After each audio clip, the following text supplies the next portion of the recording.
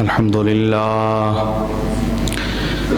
لله ذي العزة والعلاء رب العالمين، والصلاة والسلام على سيد الأنبياء والمرسلين، والعاقبة للمتقين. أما بعد، فأعوذ بالله من الشيطان الرجيم.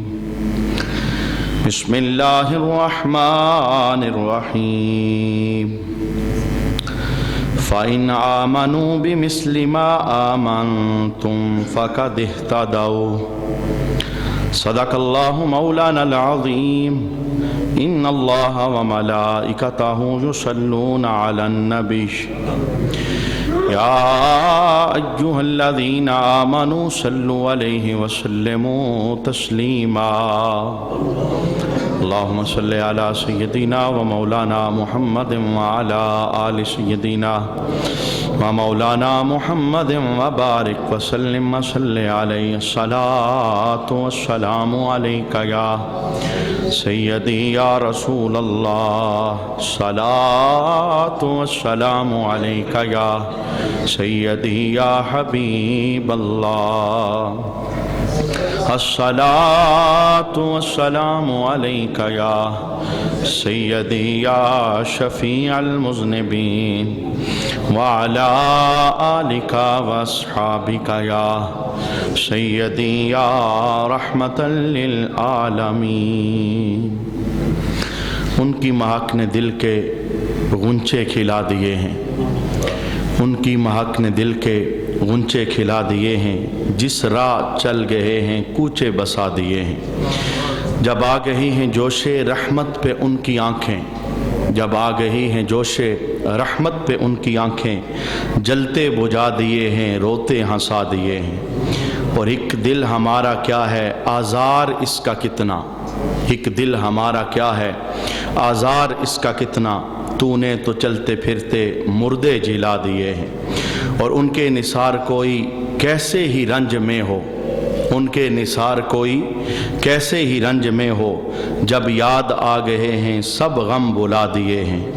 اور ہم سے فقیر بھی اب پھیری کو اٹھتے ہوں گے، ہم سے فقیر بھی اب پھیری کو اٹھتے ہوں گے. اب تو غنی کے در پہ بستر جما دیے ہیں.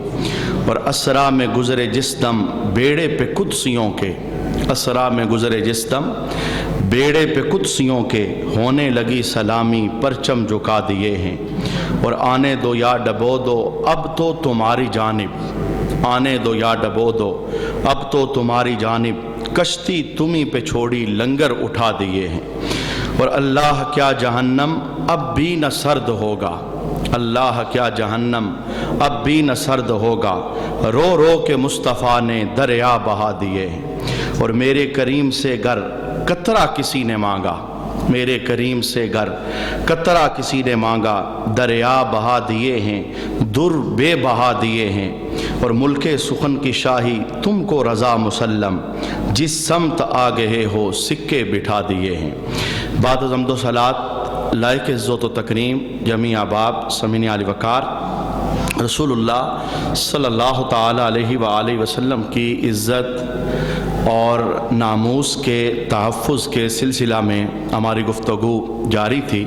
صحابہ کرام کا طرز عمل ہم ملاحظہ کر رہے تھے. آج کی نشست کے اندر میں اس عنوان پر آپ کے سامنے گفتگو کرنے کا ارادہ کرتا ہوں. آقا حضور رحمت عالم صلی اللہ تعالیٰ علیہ وسلم کے مبارک دور کے اندر دو قسم کے لوگ تھے. ایک وہ جنہوں نے اللہ کے محبوب کریم علیہ السلام کو دیکھا پر انہیں ملا کچھ نہیں، وہ جہاں تھے ادھر ہی رہے. اور دوسرے وہ جنہیں اللہ کے محبوب کریم علیہ السلام کا قرب حاصل ہوا، محبوب کو انہوں نے دیکھا اور وہ اتنے اونچے ہو گئے، وہ مکے میں چلتے تھے اور ان کے قدموں کی آواز جنت میں سنائی دیا کرتے تھے. یہ دو قسم کے لوگ تھے. ابو جہل نے بھی محبوب کو دیکھا تھا، جناب ابوبکر صدیق رضی اللہ تعالی عنہ آپ نے بھی حضور رحمت عالم صلی اللہ تعالی علیہ وسلم کو دیکھا تھا. ابو لہب نے بھی حضور رحمت عالم صلی اللہ علیہ وسلم کو دیکھا تھا. اور جناب عمر رضی اللہ تعالیٰ عنہ نے بھی محبوب کے چہرہ انور کی زیارت کی تھی، لیکن فرق کیا ہے؟ جناب ابوبکر صدیق رضی اللہ تعالیٰ عنہ اتنے اونچے ہو گئے اور جناب عمر رضی اللہ تعالیٰ عنہ اتنے اونچے ہو گئے کہ آپ جب دل میں خیال پیدا کرتے ہیں اللہ ویسے ہی قرآن نازل فرما دیتا ہے۔ اور ابو جہل وہ اتنا گر گیا کہ اس وقت بھی اس پر لعنت تھی، اب بھی اس پر لعنت ہے اور قیامت تک اس پر لعنت برستی رہے گی، حالانکہ اس نے محبوب کریم علیہ السلام کو دیکھا ہے، سرکار علیہ السلام کی صحبت میں بیٹھا ہے، سرکار علیہ السلام کے مبارک چہرے کی زیارت کی ہے۔ اب دیکھنے والے ہیں لیکن ہیں دو قسم کے، ایک وہ جو گر گئے اور اتنے گرے قیامت تک اٹھ نہیں سکیں گے، اور ایک وہ جو محبوب کریم علیہ السلام کے قدموں میں بیٹھے ہیں تو اللہ نے انہیں عرش کا راہی بنا دیا ہے اور انہیں اللہ رب العالمین نے جنت کی راہیں کھولنے والا بنا دیا ہے۔ یہ فرق کیا ہے؟ یعنی چونکہ محدود سا وقت ہمارے پاس ہوتا ہے، میں ایک جملے کے اندر اس فرق کو عرض کرنا چاہوں گا۔ ابو جہل نے بھی رسول اللہ صلی اللہ علیہ وسلم کو دیکھا تھا، جناب بکر صدیق رضی اللہ تعالیٰ عنہ نے بھی حضور کو دیکھا تھا، لیکن دونوں کے دیکھنے میں فرق تھا۔ ابو جہل نے اپنے جیسا سمجھ کے دیکھا تھا، وہ سرکار علیہ السلام کو نبی نہیں سمجھتا تھا، رسول نہیں سمجھتا تھا، رب کا محبوب نہیں سمجھتا تھا، عرشوں کا رائی نہیں سمجھتا تھا، جنت کا مالک نہیں سمجھتا تھا۔ ابو جہل نے دیکھا ہے رسول اللہ کو لیکن اپنے جیسا سمجھ کے دیکھا ہے، اور جناب بکر صدیق رضی اللہ تعالیٰ عنہ نے حضور کو دیکھا ہے تو زمانے میں محبوب جیسا کسی کو نہیں سمجھا۔ سب سے اونچی شان حضور کی، سب سے اعلیٰ مقام حضور کا، یہ وہ فرق ہے جس کی وجہ سے ابو جہل گر گیا۔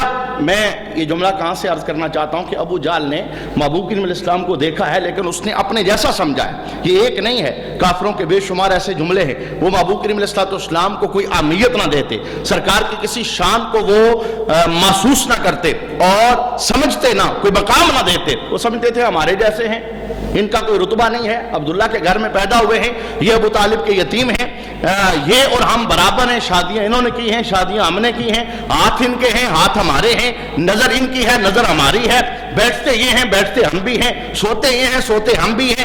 یہ ابو جہل اور سارے کافروں کا معیار تھا۔ اور صحابہ کا معیار کیا تھا کہ اللہ نے دنیا میں محبوب جیسا بنایا کسی کو نہیں ہے، ان کا حسن سب سے اعلیٰ ہے، ان کی آنکھ سب سے اعلیٰ ہے، ان کا ہاتھ سب سے اعلیٰ ہے، ان کا کردار سب سے اعلیٰ ہے۔ جناب ابو بکر صدیق رضی اللہ تعالیٰ عنہ کا نظریہ وہ بھی آج امت کے اندر موجود ہے، اور ابو جہل کی فکر وہ بھی آج امت کے اندر موجود ہے۔ آج ہمارے دور کے اندر بھی ابو جہل کا نظریہ اور فکر رکھنے والے لوگ موجود ہیں، اور آج اس دور کے اندر بھی جناب ابو بکر صدیق رضی اللہ تعالیٰ عنہ کے عقیدے کی چمک موجود ہے۔ میں کہتا ہوں آپ دیکھ سکتے ہو حضور داتا جی کو اللہ نے ابو بکر والا نظریہ عطا فرمایا ہوا تھا، وہ حضور کے قدموں میں نہیں پہنچے، سرکار علیہ السلام کے انہوں نے چہرے کی زیارت نہیں کی، لیکن دور بیٹھ کے بھی انہوں نے سرکار کو ویسے مانا جیسے بکر صدیق رضی اللہ تعالیٰ عنہ نے مانا تھا، تو اللہ تبارک و تعالیٰ نے ان کا ذکر بھی قیامت تک مسلمانوں کی زبانوں پر جاری فرما دیا ہے۔ اچھا، یہ نظریہ کہاں سے میں نے بیان کرنا چاہا کہ ہمیں ویسے بننا ہے جیسے صحابہ نے رسول اللہ صلی اللہ علیہ وسلم کی عزت کو بیان فرمایا، ہمیں حضور کی عزت کی بات ویسے کرنی ہے جیسے حضور کے غلاموں نے حضور کی عزت کی بات کی ہے، ہمیں محبوب کریم علیہ السلام کی شانوں کو ویسے ماننا ہے جیسے سرکار کے صحابہ نے شانوں کو مانا ہے۔ اور دور حاضر کے اندر اگر کسی پر کفر کا رنگ چڑھا ہوا ہو، یعنی وہ ابو جہل جیسا عقیدہ اپنے ذہن کے اندر بسا لے اور وہ کہے کہ انہیں تو دیوار کے پیچھے کا علم نہیں ہے، ان کا مقام مرتبہ گاؤں کے چودھری جتنا ہے، یہ بڑے بھائی جتنا درجہ رکھتے ہیں، یہ صرف نبی تھے، آئے تھے، نبوت کا پیغام دے کے واپس چلے گئے، اس سے آگے ان کے لیے کوئی لفظ نہ بولو، یہ فکر ابو جہل کی فکر ہے۔ اور جناب بکر صدیق رضی اللہ تعالیٰ عنہ اور دیگر صحابہ کی فکر کیا ہے کہ اللہ تبارک و تعالیٰ نے کائنات میں سب سے اونچا مقام اپنے محبوب کو عطا فرمایا ہے۔ یہ دیکھیے قرآن پاک ہمارے لیے ہدایت ہے، اور صرف ہمارے لیے نہیں، قیامت کی صبح تک قرآن ہی ہدایت ہے۔ جو بھی ہدایت لینا چاہے گا اسے قرآن کے در پر آنا پڑے گا۔ قرآن پاک نے ہم سب کے لیے ایک پیغام چھوڑا۔ کیا پیغام ہے؟ فَإِنْ آمَنُوا بِمِثْلِ مَا آمَنْتُمْ فَقَدْ اهْتَدَوْا۔ جو بندہ ایمان لانا چاہتا ہے، مسلمان ہونا چاہتا ہے، مومن بن کے رہنا چاہتا ہے، قرآن پاک نے اس بندے کو متنبہ کیا، فرمایا ایمان ویسے لاؤ جیسے رسول اللہ کے صحابہ ایمان لے کے آئے۔ اب سرکار نے باقاعدہ انہیں ماڈل بنایا، حضور کے صحابہ کو سرکار نے باقاعدہ معیار بنایا کہ مجھے تم نے ویسے ماننا ہے جیسے بکر نے مجھے مانا ہے، مجھے تم نے ویسے ماننا ہے جیسے جابر نے مجھے مانا ہے، مجھے تم نے ویسے ماننا ہے جیسے حسان بن ثابت نے ماننا ہے۔ اپنے پاس سے کوئی عقیدہ نہیں کرنا، بلکہ جیسے مجھے میرے صحابہ نے ماننا ہے ویسے مانو گے تو اللہ تمہارے ایمان کو درجہ قبولیت عطا فرمائے گا۔ اور یہی حکم اللہ رب العالمین نے قرآن پاک میں بھی بیان فرمایا، ایمان ویسے لاؤ جیسے رسول اللہ صلی اللہ علیہ وسلم کے صحابہ ایمان لے کے آئے ہیں۔ تو میں نے دو فکریں، دو نظریے، دو سوچیں آپ کے سامنے رکھی۔ دور رسول میں بھی یہ دو فکریں تھیں اور دو نظریے تھے۔ جس دور میں ہم سانس لے رہے ہیں اس دور کے اندر بھی یہی دو فکریں اور دو نظریے ہیں۔ اس دور کے اندر بھی رسول اللہ صلی اللہ علیہ وسلم کے متعلق لوگوں کا نظریہ یہ تھا، یہ رسول ہے یا نبی ہے، ان کا کوئی اونچا مقام نہیں ہے، یہ تو عبداللہ کے گھر میں پیدا ہوئے ہیں، یہ تو جناب عبداللہ کے بیٹے ہیں، یتیم ہیں۔ میں ابو جہل کا جملہ آپ کے سامنے عرض کرنا چاہوں گا۔ ابو جہل نے پہلے دن ہی جناب صدیق اکبر رضی اللہ تعالی عنہ کو یہ کہا تھا، یتیم ابی طالب یزعم انہ نبی، تم اسے نبی کہتے ہو، یہ تو ابو طالب کا یتیم ہے، تم اسے رسول کہتے ہو، یہ تو عبداللہ کے گھر میں پیدا ہوا ہے، یہ رسول نہیں ہو سکتا، یہ یتیم ہے۔ ابو جہل کے ذہن کے اندر رسول اللہ کی یتیمی چھائی ہوئی تھی، اور ابو بکر صدیق رضی اللہ تعالیٰ عنہ کے ذہن کے اندر رسول اللہ کی شان محبوبی چھائی ہوئی تھی، یہ رب کے محبوب ہیں، یہ رب کے پیارے ہیں۔ خیر بات میں جتنی پھیلاؤں گا پھیل جائے گی، آئیے میں نظریہ آپ کو دینا چاہوں گا۔ جب محبوب کی شان بیان کرنی ہو تو معیار صحابہ کو بنانا، ماڈل صحابہ کو بنانا، عقیدہ ان کا لینا، طرز عمل ان کا اختیار کرنا۔ اور میں آپ کو بطور چیلنج یہ بات عرض کرنا چاہتا ہوں، پڑھ کے دیکھ لیجئے، پھر کے دیکھ لیجئے، گلی گلی جائیے، بستی بستی پھریے، لوگوں کے مسلک اور مذہب کو پڑھیے۔ آج صحابہ والے عقیدے کی چمک اللہ رب العالمین نے سارے سنیوں کو عطا فرمائی۔ اپنے آپ کو سنی کہتے ہوئے یہ ہمیں کوئی شرم محسوس نہیں، ہم سنی ہوتے ہیں جی، ہم اس لیے اپنے آپ کو سنی کہتے ہیں، فخر محسوس کرتے ہیں۔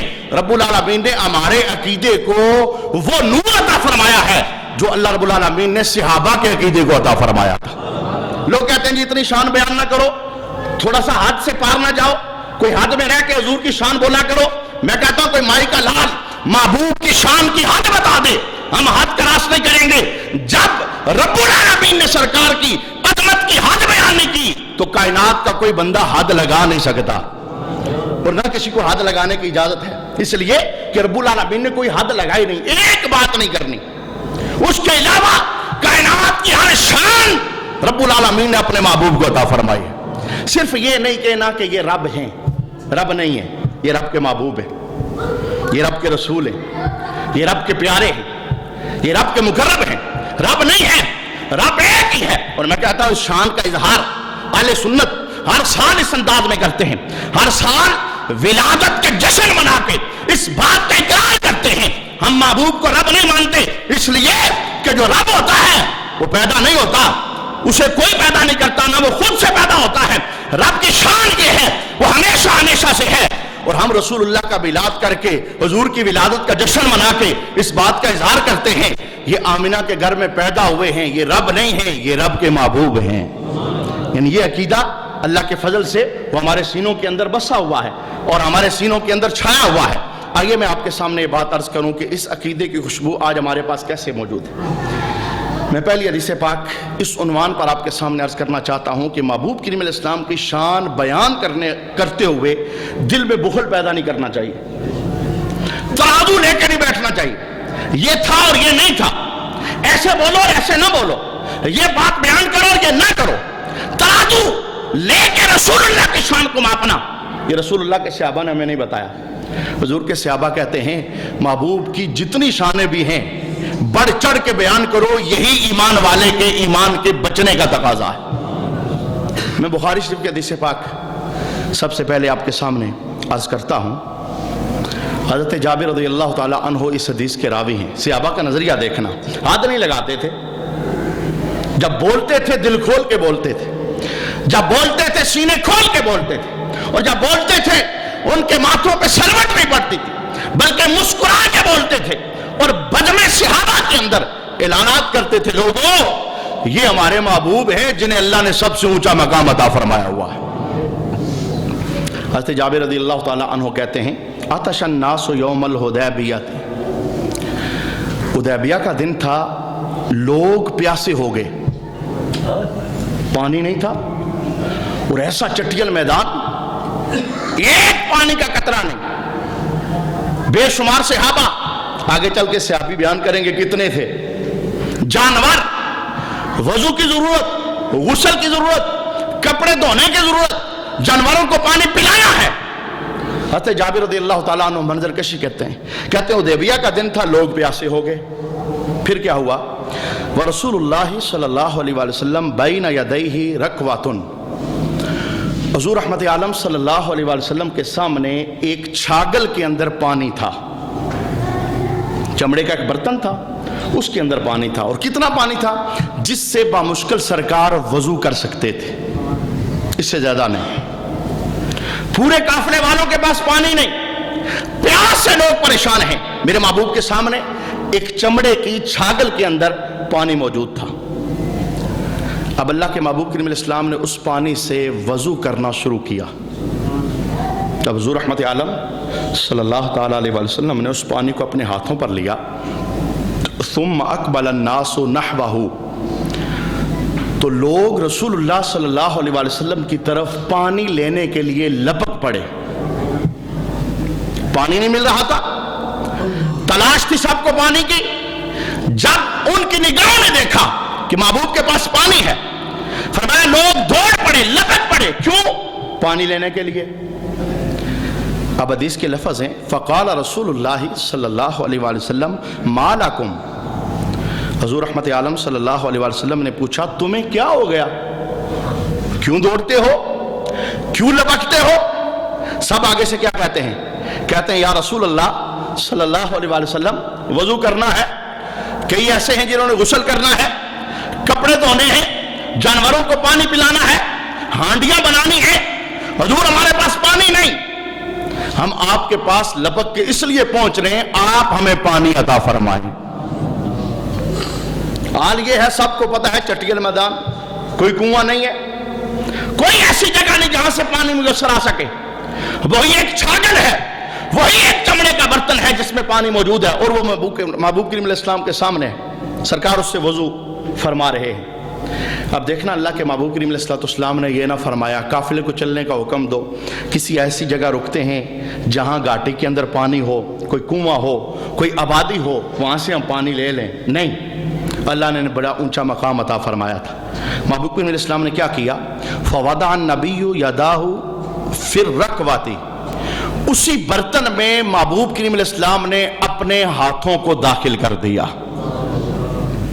برتن کے اندر، اور داخل کرنے کے بعد حضور رحمت عالم صلی اللہ علیہ وسلم نے کیا ارشاد فرمایا جس نے وضو کرنا ہے وہ بھی آ جائے، جس نے غسل کرنا ہے وہ بھی آ جائے، جس نے پینا ہے وہ بھی آ جائے، جس نے رکھنا ہے وہ بھی آ جائے، جس نے جانوروں کے لیے لے کے جانا ہے وہ بھی آ جائے، جس نے کپڑے دھونے ہیں وہ بھی آ جائے، آؤ میں محمد تمہیں پانی عطا فرما رہا ہوں۔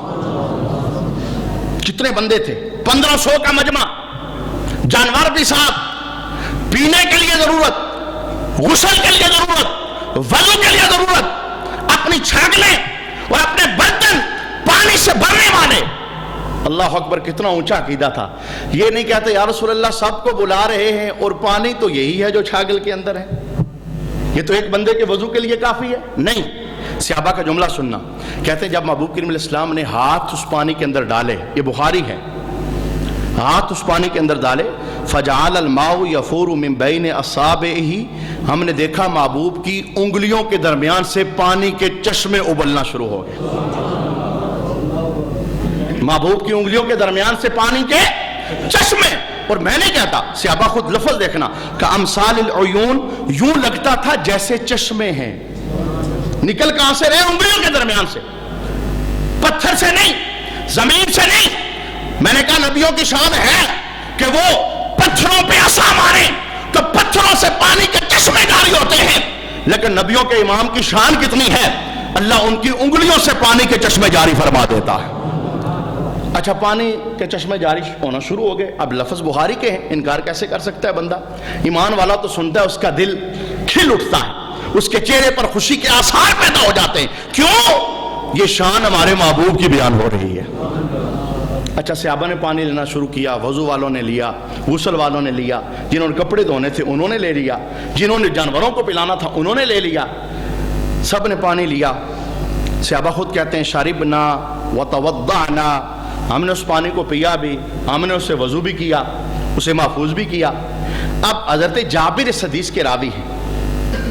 ایک بندے نے سوال کیا حضرت جابر رضی اللہ تعالی عنہ سے, اے جابر یہ بتاؤ تم اس حدیث کے راوی ہو اور رسول اللہ کی عظمت کو بیان کرتے ہو اور کہتے ہو کہ حدیبیہ کے مقام پر لوگ پیاسے ہو گئے, ایک چھاگل کے اندر پانی تھا, محبوب نے اپنا ہاتھ ڈالا, پانی انگلیوں سے پانی کے چشمے جاری ہو گئے. یہ تو بتاؤ اس دن بندے کتنے تھے, پانی کتنے بندوں کو پیدا ہوا. اب اللہ کے محبوب کریم علیہ السلام نے اس پانی کے متعلق وہ کتنے بندوں کو پورا ہوا, حضور کا جملہ سننا. اور حضور کے صحابی سرکار کی شان کو کیسے بیان کرتے ہیں. سوال کرنے والے نے پوچھا کم کنتم یومئذ, اس دن تمہاری تعداد کیا تھی؟ جس دن کا یہ واقعہ ہے تعداد کتنی تھی, گنتی کے اندر تم کتنے تھے؟ حضرت جابر رضی اللہ تعالیٰ عنہ بیان کرتے ہیں کننا 15 مئۃ, اس دن ہم 1500 تھے. 1500, 15 نہیں 1500 پانی ایک چھاگل کے اندر ہے. 1500 پینے پہ آئیں, پھر وضو بھی کرنا ہے, پھر غسل بھی کرنا, کپڑے بھی دھونے, جانوروں کو بھی ساتھ پلانا ہے, محفوظ بھی کرنا ہے. لیکن صحابی نے صرف اتنی بات بیان نہیں کی, چاہیے تھا بات ختم کر دیتے, ہم 1500 تھے, پانی پورا ہو گیا, چشمے جاری تھے. نہیں, اللہ اکبر, جو صحابی نے اگلی بات کی ہے اللہ نے آج اس عقیدے کی چمک ہمیں عطا فرمائی ہے. دور حاضر کے اندر بھی کچھ لوگ ہیں جو ماپ کے رسول اللہ کی شانوں کو بیان کرتے ہیں, کہتے ہیں آگے نہ چلو, آگے نہ بات بیان کرو, ہاتھ سے بڑھ جاؤ گے. میں کہتا ہوں یہ عقیدہ صحابہ کا ہے. جب رسول اللہ کی عظمت بیان کرنی ہو اس کے لیے اللہ نے کوئی حد مقرر ہی نہیں کی. دل کھول کے بولو. یہ عقیدہ کہاں سے سیکھا؟ آئیے بخاری کے لفظ سنیں گے آپ جھوم جائیں گے, آپ چپ نہیں رہ سکیں گے. وجہ کیا ہے؟ مجھے پتا ہے آپ کے سینوں پر صحابہ کے عقیدے والی چمک موجود ہے. صحابہ پوچھتے ہیں, اور پھر پوچھتے اس لیے ہیں تاکہ دل کو تسلی ہو, بات والوں کو پتا چلے ہمارا رسول اللہ کے متعلق عقیدہ کیا تھا. آقا حضور رحمت عالم صلی اللہ علیہ وسلم کے صحابی جو جملہ بولتے ہیں, کہتے ہیں لو کننا 100,000 لکفانا, ہم تھے تو 1500, لیکن اگر حدیبیہ کے مقام پر ہم 1,00,000 بھی ہوتے تو رسول اللہ کے انگلیوں والا پانی ہمیں پورا ہو جانا تھا. 1600 نہیں کہا, 1700 نہیں کہا, 15,000 نہیں کہا. میں نے کہا صحابہ حد میں رہو, فرمایا حد میں کیوں رہے, کسی عام بندے کی بات نہیں, یہ اس بندے کی بات ہو رہی ہے جسے رب نے اپنا محبوب بنایا ہے. وہ ہاتھ ریت کی مٹھی ہاتھ میں لے اور پھینک دیں تو اللہ پھر ان کے ہاتھ کے متعلق کہتا ہے سونے ہاتھ تیرا نہیں تھا, یہ ہاتھ میرا تھا. یہ اتنی شانوں والے ہیں, اتنے اونچے ہیں. اب یہ دیکھیے صحابہ کے عقیدے کی چمک ہے. وہ کیا کہتے ہیں؟ کہتے ہیں اس دن اگر 1,00,000 بھی ہوتے تو رسول اللہ صلی اللہ علیہ وآلہ وسلم کے انگلیوں سے نکلنے والے پانی نے وہ ہمیں پورا ہو جانا تھا. یہ میں نے بخاری شریف سے ایک حدیث پاک آپ کے سامنے عرض کی کہ حضور کی شان کے متعلق دل میں بخل پیدا نہیں کرنا چاہیے. جب کو بیان کرنے والا, اب بیان کرنے والا بیان کرے تو ہم جناب اپنی علمی وہ جو زور اور قوت ہے ہم سوچنا شروع کر دیں یہ ہوگا کہ نہیں ہوگا. نہیں, محبوب کریم علیہ السلام کے صحابہ نے ہمیں طرز عمل بتایا ہے کہ اللہ نے انہیں ہر جہت کے ساتھ نوازا ہوا ہے, نہ والے تو کوئی بات ہی نہیں ہے. میں آئیے دوسری حدیث پاک بھی بخاری ہی سے عرض کرنا چاہوں گا, اور دلچسپ بات یہ ہے کہ اس حدیث کے راوی بھی جابر بن عبداللہ رضی اللہ تعالی عنہ. جلدی سے حدیث کے لفظ سنیے, وقت مکمل ہونے والا ہے. حضرت جابر بن عبداللہ رضی اللہ تعالی عنہ کہتے ہیں کہ میرے والد صاحب فوت ہو گئے, ان پر بہت زیادہ قرض تھا, میں مقروض ہو گیا. کچھ یہودی بھی تھے جن سے والد صاحب نے قرض لیا ہوا تھا. اب جیسے والد صاحب کا جنازہ فارغ ہوا تو جتنے مقروض تھے وہ میرے پاس آ گئے, انہوں نے کہا جی قرض ہمیں واپس چاہیے. اب جابر بن عبداللہ کہتے ہیں کہ میں بڑا پریشان تھا, دینے کے لیے میرے پاس کچھ نہیں. میرے پاس ایک کھجوروں کا باغ تھا لیکن وہ سارے مقروضوں کو پورا ہونے والا نہیں تھا۔ حضرت جابر بن عبداللہ کہتے ہیں کہ میں نے یہاں تک ان مقروضوں کو کہہ دیا یار میرے پاس اور کچھ نہیں ہے، تم ایسا کرو جتنی کھجوریں ہیں ساری لے لو۔ انہوں نے کہا نہیں، حدیث کے لفظ ہیں فَأَبَوْا وَلَمْ يَرَوْا أَنَّ فِيهِ وَفَانٍ، انہوں نے انکار کیا، انہوں نے کہا نہیں ہمیں پورا چاہیے، جتنا ہمارا حساب بنتا ہے ہمیں وہ سارا قرضہ چاہیے، معافی کوئی نہیں، یہ کھجوریں تو ہمارا قرضہ پورا نہیں کریں گے۔ حضرت جابر بن عبداللہ کہتے ہیں میں پریشان ہو گیا، میں نے کہا ابا جی کا قرض دینا ہے، مقروض تنگ کر رہے ہیں، اور صحابہ کی یہ ایک اللہ رب العالمین نے انہیں خصوصیت عطا فرمائی تھی، جب بھی کوئی پریشانی ہوتی نا دوڑ کے در مصطفیٰ پہ حاضر ہو جاتے تھے۔ دور حاضر کے اندر لوگ بتاتے ہیں پتہ، کہتے ہیں جی اللہ کوئی شک نہیں ہے، اللہ سننے والا ہے، اللہ دینے والا ہے، وہ حاجت روا ہے، وہ مشکل کشا ہے، لیکن آپ سے اور مجھ سے زیادہ صحابہ اس عقیدے کو جانتے تھے۔ میں نے کہا جابر بن عبداللہ ادھر ہی مصلی بچھا، مانگ اللہ سے کہ اللہ مقروض ہو گیا ہوں میرا قرضہ اتر جائے۔ فرمایا نہیں، جب مقروضوں نے مجھے تنگ کیا میں دوڑ کے در مصطفیٰ پہ حاضر ہو گیا۔ نظریہ تھا، انہیں پتا تھا کہ یہ جب کہتے ہیں اللہ کر دیتا ہے، چونکہ اللہ کے محبوب ہیں، اللہ کے پیارے ہیں۔ کہتے ہیں میں حضور کی بارگاہ میں حاضر ہوں، میں نے سارا ماجرا بیان کر، سرکار یہ ہو گیا۔ فرمایا کوئی بات نہیں، ایسا کر فَقَالَ إِذَا جَدَدْتَهُ فَوَضَعْتَهُ فِي الْمِرْبَدِ، کھجوریں درختوں سے اتار لے اور اتار کے ڈھیر لگا لے، پھر مجھے اطلاع کرنا۔ کہتے ہیں میں نے اتار لی، اتار کے ڈھیر لگا لیا، پھر محبوب کو اطلاع کی، جاء وَمَعَهُ أَبُو بَكْرٍ وَعُمَرُ، جناب ابو بکر صدیق رضی اللہ تعالیٰ عنہ، جناب عمر بھی ساتھ تھے، محبوب میرے گھر میں تشریف فرما ہو گئے۔ اب سرکار نے کیا کیا، فَجَلَسَ عَلَيْهِ، اس کھجوروں کے ڈھیر کے پاس بیٹھ گئے، فَدَعَا بِالْبَرْكَةِ، اس کھجوروں کے ڈھیر کے پاس بیٹھ کے سرکار نے برکت کی دعا مانگی۔ لوگ ایک پلیٹ کھجوروں پر پریشان ہو جاتے ہیں، یہ سامنے کیوں رکھا ہے جی؟ میں کہتا ہوں آپ ارادہ رکھ کے مانگ لو، یہ جگہ نہیں ہے، لیکن اس پر بدعت اور شرک کے فتوے کیوں لگاتے ہو؟ ایک پلیٹ لوگوں کو ہضم نہیں ہوتی، محبوب پورا ڈھیر سامنے لگا کے بیٹھے، کیا کرتے ہیں؟ دعا برکت کی۔ اب جب سرکار نے ہاتھ بھی داخل کیا، دعا بھی کی، پھر حضور نے کیا فرمایا؟ فرمایا جابر کوئی مقروض چھوڑنا نہ، ہر ایک کو بلا، یہی ڈھیر سب کے لیے پورا ہو جائے گا۔ جابر کہتے ہیں حالانکہ یہ تو میری جو کھجوریں تھیں وہ تو آدھے مقروضوں کو بھی ان کا قرضہ پورا نہیں ہونا تھا۔ حضرت جابر کہتے ہیں میں نے سب کو بلا لیا، میں نے کوئی نہیں چھوڑا، سب کو میں نے قرضہ دیا انہی کھجوروں سے۔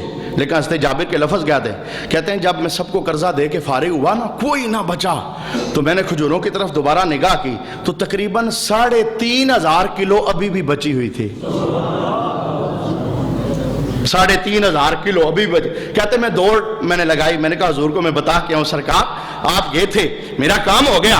میں جب سرکار کی بارگاہ میں گیا، میں نے کہا یا رسول اللہ جن کھجوروں پہ برکت کیا دعا کر کے آئے ہیں، جہاں آپ کا ہاتھ لگا ہے، حضور میرا تو کام ہو گیا، مقروضوں کو دے دیا، کھجوریں بچ بھی گئی ہیں۔ اس موقع پر کیا ہوا؟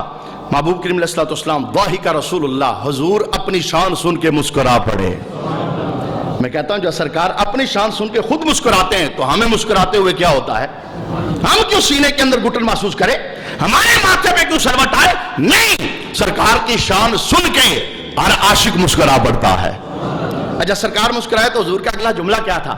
اب بات چونکہ جب حضور گئے تھے، ابو بکر ساتھ تھے، عمر ساتھ تھے، پتہ سرکار نے کیا کہا؟